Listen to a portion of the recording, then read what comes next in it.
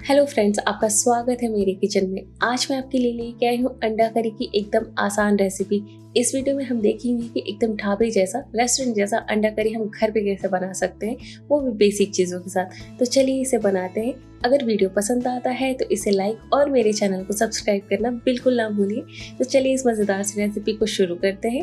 अंडा करी बनाने के लिए मैंने यहाँ पे 6 उबले हुए अंडे लिए हैं और इसे स्लाइड कट करेंगे, डीप कट नहीं करना है। अगर आप चाहें तो फोर्क से इसे प्रिक कर सकते हैं। कुछ इस तरह से हम इसमें कट लगा लेंगे। इसके बाद इसमें डालेंगे हल्दी पाउडर, साथ ही डालेंगे थोड़ा सा लाल मिर्च का पाउडर और साथ ही जाएगा थोड़ा सा नमक। अब इन सारी चीज़ों को अच्छे से मिक्स कर लेंगे। अंडे को इन तीनों मसाले में अच्छे से कोट कर लेंगे। इससे क्या होगा कि इसका कलर अच्छा आएगा, साथ ही साथ खाने में भी ये काफ़ी टेस्टी लगता है। बस इसे एक साइड करते हैं। अब बनाते हैं मसाला। मसाला बनाने के लिए मैंने यहाँ पे टमाटर, प्याज, हरी मिर्च, लहसुन और अदरक लिया है। साथ में ये 2 काश्मीरी लाल मिर्च ली है, जिससे कलर बहुत अच्छा आएगा। आप ये देख रहे होंगे कि इसमें मैंने लहसुन अदरक की मात्रा को थोड़ा ज़्यादा रखा है, इससे टेस्ट बहुत अच्छा आता है। बस यहाँ पे मैंने बिना पानी डाले इन सारी चीज़ों को ग्राइंड कर लिया है। देखिए कलर बहुत अच्छा आया है। अब इसे एक साइड करके 1 चम्मच जितना तेल डालेंगे एक कढ़ाई में और यहाँ पे अंडों को फ्राई कर लेंगे। मैं यहाँ पे शैलो फ्राई कर रही हूँ, डीप फ्राई नहीं कर रही हूँ, बस हल्का सा ही गोल्डन हो जाएगी। बस इस तरह से इसे मिक्स कर देना है और फ्लेम को यहाँ पे लो टू मीडियम रखना है। लो टू मीडियम फ्लेम पे हमें इसे कवर करके पका लेना है, यानी फ्राई कर लेना है। अगर बिना कवर किए फ्राई किया तो बहुत सारे छींटे आ जाएंगे, तो इसीलिए मैंने इसे कवर कर लिया था। बस इस तरह से एक बार अच्छे से मिक्स कर दिया है। इसे फ्राई करने में मुझे 2 से 3 मिनट लगा है। बस यहाँ पे ये देख सकते हैं कि हल्का सा गोल्डन स्पॉट आ गया है। बस इतना ही फ्राई करना था। अब अंडों को हम निकाल लेंगे। अंडे में इस तरह से कट लगाने से ग्रेवी अंडे के अंदर तक जाती है, जिससे इसका टेस्ट और बढ़ जाता है। सेम कढ़ाई में मैं फिर से 2 बड़े चम्मच जितना तेल डाल रही हूँ और अब इसमें डालेंगे थोड़ा सा हींग और साथ ही सारे तड़के की चीज़ें डाल देंगे, जैसे जीरा, 2 इलायची ली है मैंने क्रश करके, इसे डाल देंगे। 2 से 3 लौंग लिया है, साथ ही साथ डालेंगे दालचीनी, सूखी लाल मिर्च और एक तेज पत्ता। बस इसे हल्का सा चटकने देंगे। इसके बाद यहाँ पे 3 मीडियम साइज का प्याज लिया है और मोटे वाले ग्रेटर से मैंने इसे ग्रेट कर लिया है। आप चाहे तो फाइनली चॉप कर सकते हैं। बस इसे हमें मीडियम फ्लेम पे भून लेना है गोल्डन ब्राउन होने तक। फाइनली ग्रेट करने से क्या होगा कि मसाले में अच्छी तरह घुल जाएंगे। इसे अच्छे से मिक्स किया। अब डाल रही हूँ मैं बहुत थोड़ा सा नमक।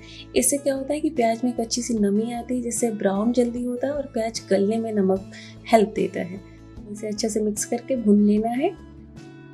2 से 3 मिनट लगे मुझे प्याज को भुनने में, क्योंकि मैंने यहाँ पर फ्लेम को मीडियम किया था। लगातार चलाते हुए इसे भुनना है। अब करना है फ्लेम को लो और सारे ड्राई मसालों को इसमें डालना है, जैसे हल्दी पाउडर, लाल मिर्च का पाउडर, साथ ही साथ धनिया पाउडर और जाएगा इसमें बहुत थोड़ा सा गरम मसाला। गरम मसाला मैं बहुत कम यूज़ कर रही हूँ इसमें। अब इन सारी चीज़ों को फटाफट से मिक्स कर देते हैं। फ्लेम मीडियम या हाई बिल्कुल ना करें, मसाले जल जाएंगे।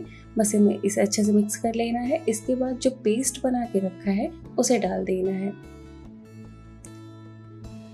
बस इसमें ये पेस्ट डाल दिया और इसे खंगाल के थोड़ा सा पानी डाल देंगे। पानी डालने से क्या होता है कि मसाले अच्छे से भूनते हैं, तले में नहीं लगते, जलते नहीं हैं। साथ ही डाला है मैंने नमक स्वादानुसार। इन सारी चीज़ों को अच्छे से मिक्स करेंगे।